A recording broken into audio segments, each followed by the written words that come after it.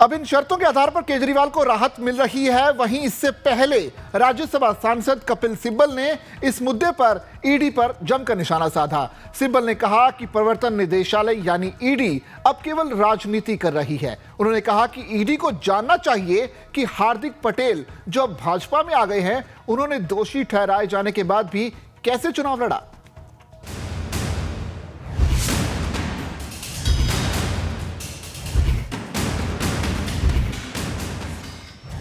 दिल्ली के मुख्यमंत्री अरविंद केजरीवाल को शुक्रवार को शराब नीति घोटाला मामले के संबंध में सुप्रीम कोर्ट ने अंतरिम जमानत दे दी।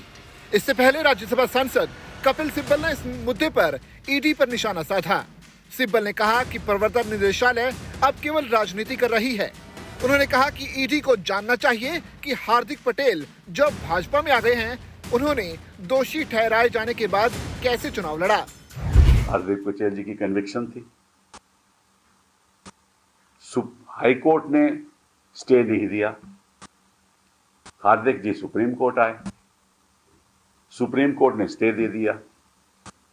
हार्दिक जी चुनाव लड़े, हार्दिक जी बीजेपी में शामिल हो गए। तो जिसके खिलाफ सबूत है,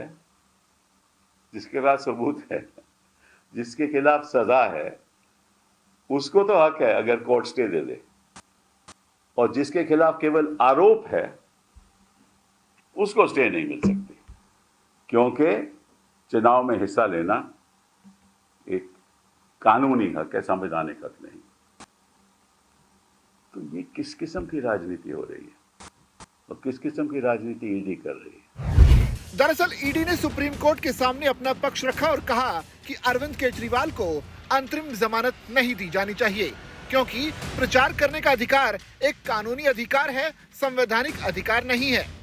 इस पर सिब्बल ने कहा कि ये ठीक है, लेकिन कानून ये भी प्रावधान करता है कि अगर किसी को सजा दी गई है और अदालत का कहना है कि वो सजा पर रोक लगा रहे हैं, तो वो चुनाव प्रचार में हिस्सा ले सकते हैं। ये भी प्रावधान है कानून में कि अगर किसी को सजा हो जाए और कोर्ट कहे कि साहब इस सजा को हम स्टे कर देते हैं, तो प्रचार में हिस्सा ले सकता है ना। तो जिसको सजा हो जाए उसको कोर्ट स्टे करके हक दे सकता है कि आप जाकर प्रचार कीजिए, चुनाव है तो प्रचार कीजिए। वो भी हक दे सकता है कि आप अपना नॉमिनेशन फॉर्म भी फाइल कीजिए, आप चुनाव भी लड़ सकते हो। अब इनसे पूछिए कि हार्दिक पटेल कैसे चुनाव लड़े थे। केजरीवाल को अब समाप्त हो चुकी दिल्ली उत्पाद शुल्क नीति 2021-22 में कथित अनियमितताओं से संबंधित मनी लॉन्ड्रिंग केस के सिलसिले में 21 मार्च को ईडी ने गिरफ्तार किया था। केजरीवाल ने इसके बाद शीर्ष अदालत में अपील दायर करते हुए दलील दी कि आम चुनाव की घोषणा के बाद उनकी गिरफ्तारी बाहरी विचारों से प्रेरित है।